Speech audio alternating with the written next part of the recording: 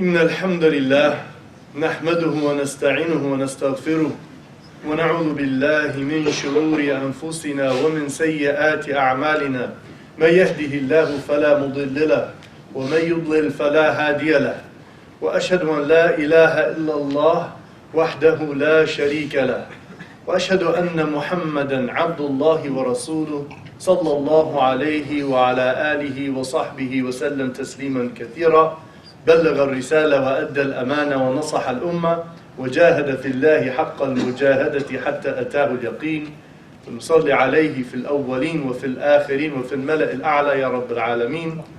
أوصيكم ونفسي بتقوى الله عز وجل كما جاء في محكم التنزيل. يا أيها الذين آمنوا كتب عليكم الصيام كما كتب على الذين من قبلكم لعلكم تتقون. Brothers and sisters, we begin with praise and gratitude. It is that sense of joy of knowing the essence of your soul, where it came from, what its purpose is, and where it's going. And so that joy is knowing that from the beginning of my life, every day that I'm living, all of the things that I love are all constantly blessed, given to me by my Lord, provider, sustainer, and maker. That's why we say, Alhamdulillahi Rabbil Alameen. All praise be to the one who is the nurturing Lord, the one that gives care to and brings up and raises up in creation. And He is the master of the heavens and the earth. I realize as a soul that on my own I'm detached from my Lord. So I need my Lord every day in a constant remembrance, in a constant recognition that I'm not an independent being. I'm part of a divine plan, and I have to live accordingly, in submission, surrendering my personal desires to the desire of the one who knows best, the one who is full of wisdom, the one who has arranged and ordered all affairs the way they are. So we seek refuge from the evil around us and within that tells us it's about my personal desires. It's about what I want.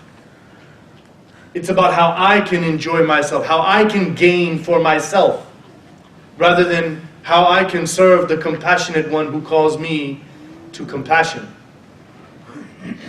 So I bear witness that there is no deity and nothing worthy of worship except for God alone, and I bear witness that Muhammad, the son of Abdullah, was his final messenger who concluded the Abrahamic covenant, that many, many centuries before in the same land he had prayed with his son Ishmael that may there be a prophet from his progeny who will lead a generation of people who surrender to his will. And so we are all here from all across the corners of the earth in this place right now, celebrating that Abrahamic truth, that concluded divine covenant. All it takes now is for us to leave here on a mission to live that message. So I'd like to talk a little bit about what happened in Arabia 14 centuries ago. 1,440 years ago, there was a society deeply entrenched in an ignorance of morality and purpose and meaning. They had a tribalist class system. It was about what tribe you came from and how much wealth you had. And then the way they functioned was about personal interest. It was about tribal pride. It had nothing to do with a divine truth or a hereafter in which we're all accountable. So therefore oppression and corruption and sin was commonplace amongst them. And so this prophet was chosen and called out amongst them. And he taught them something. And it all began, اقرأ باسم ربك الذي خلق, to a nation of people who cannot read. Read in the name of your Lord who created everything. So for him and his people, that's a very strange communication. We don't read. Reading is not something we do as a people. It's only for select poets and elitist noblemen to read, not for the common person. And this idea of being directly, primarily, and conclusively connected to the one who created everything was also very strange to them. They were connected to Allat and Uzza and Manat and all of the idols that they had around them. They felt like these are close, I can touch them, I can relate to them, I can pray to them. These statues are what's holy to me. Allah to them was a theory of a creator, not any real tangible connection. So what happened in these people is, the good among them who embraced the truth of all existence, which is Islam, the proper relationship between creator and creation. These people went from decent moral people like Abu Bakr and Uthman and the Prophet ﷺ to people who were not just decent moral people because they had a good inclination, but yet no specific purpose. And then they attained piety. They went from a people rooted in tribalism, personal interest, and hearsay, beliefs invented and founded by human beings with no prophetic truth or actual proof to support it. So then they went from people of sincerity, I would like to know my Lord and Creator and to serve Him, to piety. Piety in the English dictionary says reverence for God and devout fulfillment of His obligations. If you look up the actual definition of taqwa according to the companions of the Prophet ﷺ, they say muraqabatullah wal khudu' wa ta'atullah fi awamirihi wa tark ma naha an. They say that taqwa is to live your life in submission to God and to avoid the things He has prohibited and to fulfill the things He has asked you to do. It's exactly the word. So what does that mean?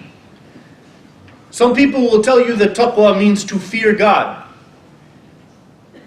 I'm here to tell you there is no reason to fear God if you understand taqwa.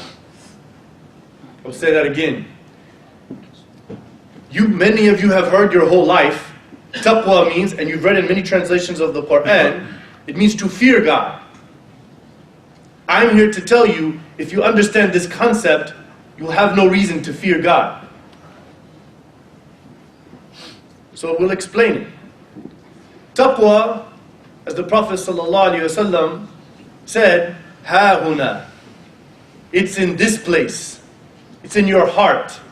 It's a conviction in the core of your soul that I have been blessed with life and everything in it by a loving, compassionate Creator. And I owe it to Him to live in a way that is pleasing to Him. And so therefore I must seek knowledge of His message. I can't just be nominally or culturally a believer.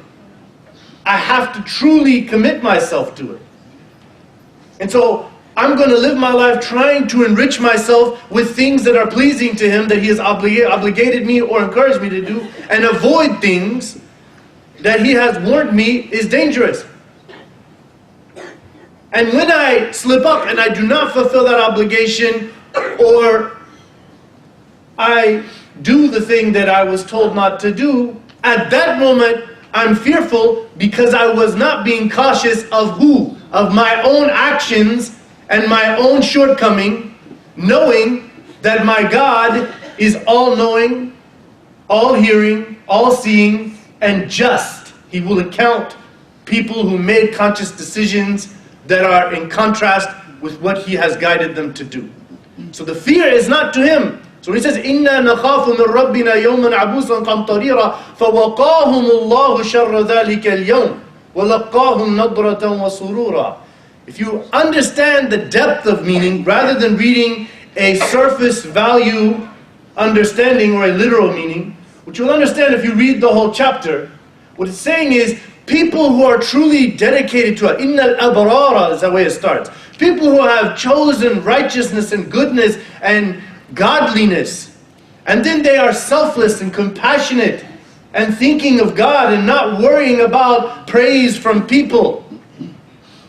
Then what they're saying is that we have protected ourselves from a day that our Lord has told us we will be accountable for our actions.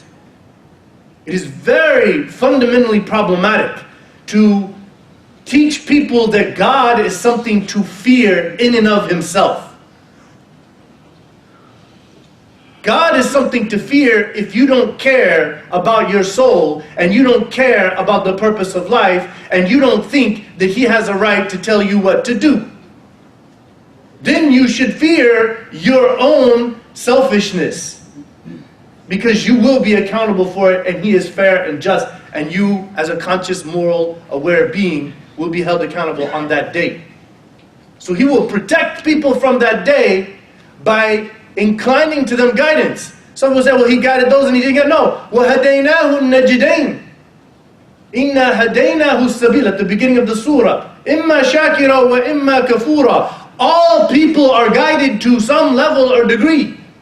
Either it's basic, natural, inherent knowledge of right and wrong, and that this thing did not just pop up out of everywhere, out of nowhere, and organize itself the way it is.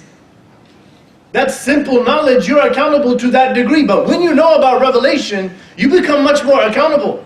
When you actually see the miracles and the truth of revelation, and you know that there is a source of knowledge that will protect your soul from its own stingy, greedy selfishness, and it will teach you how to connect to the divine, then you're obligated to follow that path. So that's what Ramadan is all about. لَعَلَّكُمْ تَتَّقُونَ. The Quran tells you that this month has been legislated upon you and all nations before, not the month but the fasting itself, so that you will have piety. Meaning, no one knows if you're fasting but you and God. It's a very intimate connection between you and God. No one knows but you and him. So you're doing that. And what are you doing? You're going against your bodies, your selfish desires of physical, material survival. You're going against that. Why? Because he said so. Why? Because he's taught you that will discipline you in your decision-making process.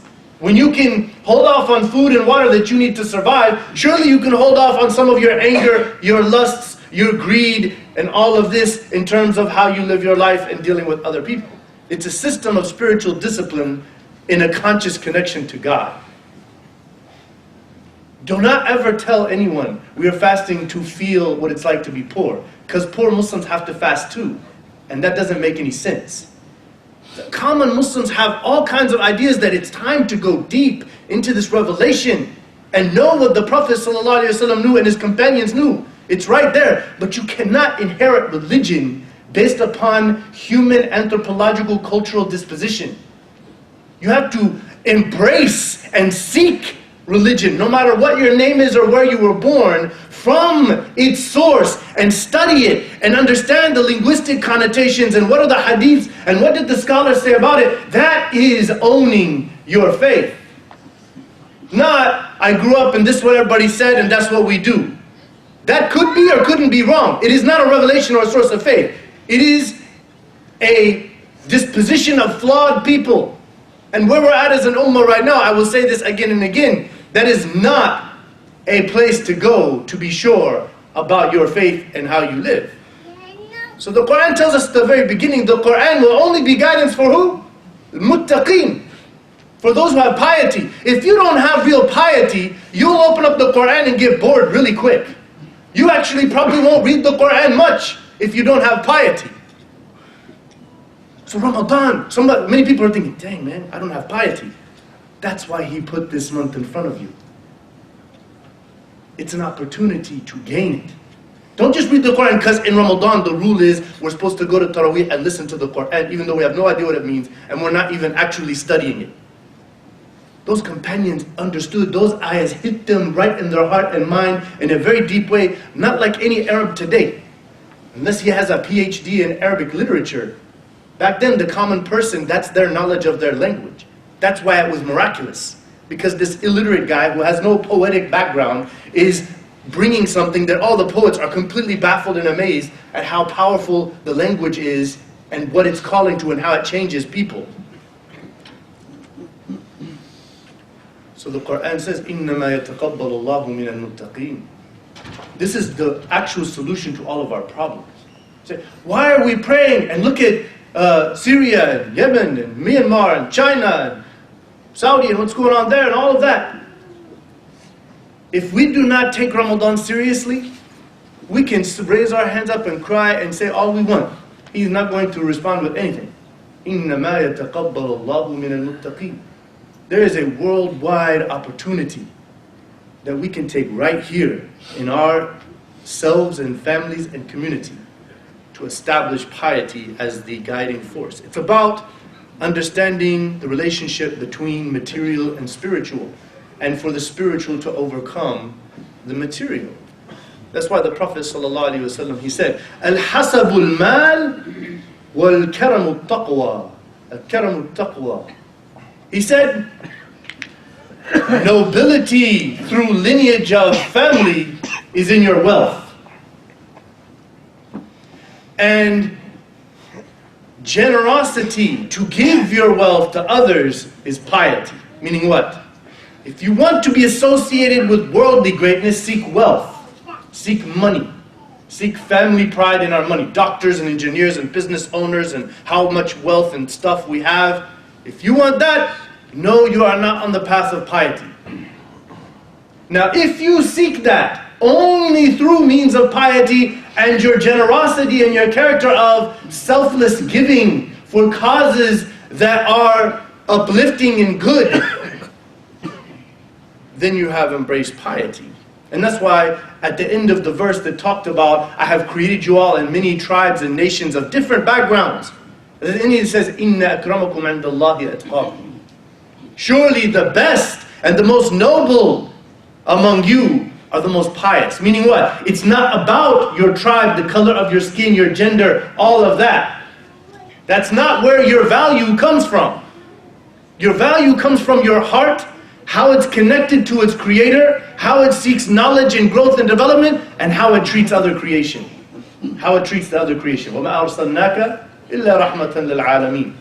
His worship was not about checking boxes. I did this, I get this rewards and that. That's not the Prophet ﷺ. Those are just things to help you feel good about what you're doing, knowing you're getting closer to Jannah and you're preparing a place in Jannah. But what it was loving Allah and knowing Him. And knowing that He's compassionate, merciful, wise, kind, giving, generosity. He is lenient, gentle. All of those are Him. So why wouldn't we be like that? And the Prophet ﷺ embodied that. He showed how that was. So the Prophet ﷺ was asked, what is the thing that will most likely put us into heaven? He said, piety towards God and good character towards other people. Meaning what? You have to know God and feel a commitment to Him and seek Him through His revelation and through praying to Him regularly. And then that should translate naturally into good character. Some people try to split these. Some people who don't want to pray and worship and seek knowledge, they say, well, I have good character, so I have one of them. No, these two were meant to be together. They have to be together. Otherwise you secularized your religion. And know that there is a powerful international movement with its tentacles surrounded by people who want to believe in God to secularize you. To marginalize your religion to just this simple little, I do some charity and I do this, or I go to the mosque for Friday or whatever, and they just want to limit you and marginalize. They want God to be marginalized and limited. What Islam talks about is a whole life commitment. In my daily life, when I wake up, what I do, how I do it, who I interact with. If I want to be a doctor, an engineer, or a wealthy business person, all that is under my service to God, and how can I use that to reflect the light of God, and how can I use the wealth that I gain from that in His service?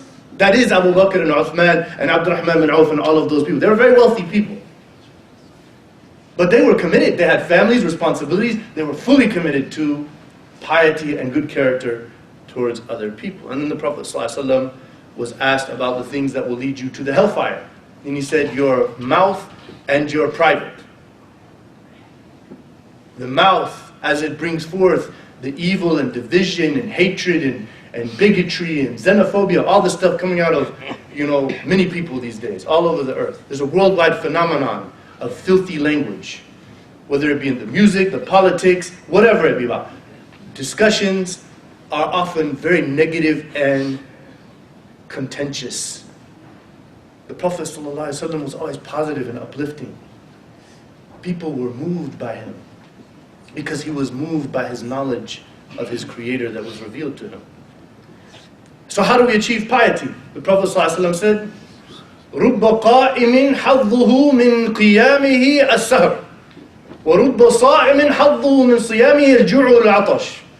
This is where we have to really take a good look at ourselves and understand that, as Ibn Qayyim al-Jawziyah said, spirituality, there's subul as-salam, not sabil, subul. There are many ways of connectivity. Many people are inclined and feel comfortable in worship in different ways. So he said, the Prophet ﷺ said, there are many people who are praying in the night and all they got out of it was sleeplessness. They got really tired and didn't sleep. Meaning what? There was no real spiritual devotion. There was no presence of heart. It was just standing because I know I'm supposed to get rewards like that. And that's not a proper understanding of Islam. These are the rules. If I do that, then I'm a good Muslim. No, I must invest in it with a spiritual focus and feel a spiritual reward while I'm doing it. If not, maybe that particular focus, if it is not an obligation, is not my cup of tea. And the Sahaba were different. There are some Sahaba that only fast Ramadan. There are some Sahaba that did not do all kinds of things. And there are some Sahaba that did everything. And they were all companions of the Prophet ﷺ, and the Quran says, رَضِيَ اللَّهُ عَنْهُمْ وَرَضُوا عَنْهُ. They're all pleased with him as they are pleased with him, as he is pleased with them. And so the Prophet ﷺ said, there are many people that will fast, and all they got out of it was hunger and thirst. Fasting is not about starving yourself. Fasting is not a cultural tradition of being in a Muslim family and we starve ourselves and then we just really fill our stomach to its full. That is clearly not understanding the whole point of fasting. It is about spiritual discipline. It is about connecting with the divine. If food and water is nutrition for the body, then fasting is nutrition for the soul. Stepping away from the worldly source. And that's why we read Quran a lot, because that's that soul nutrition. Filling the soul. So we have to be spiritually focused. The last ayah revealed in the Quran, mentioned by so many different commentators on the Quran, وَاتَّقُوا يَوْمًا تُرْجَعُونَ فِيهِ إِلَى اللَّهِ. Prepare yourself. Be ready for. Protect your soul from a day in which you will return to Allah and you will be held accountable for the decisions you made. Every Ramadan is a time to refresh and hit the restart button. It is a big blessing to all of us. So ask Allah to guide us, forgive us, and protect us, and help us to attain piety.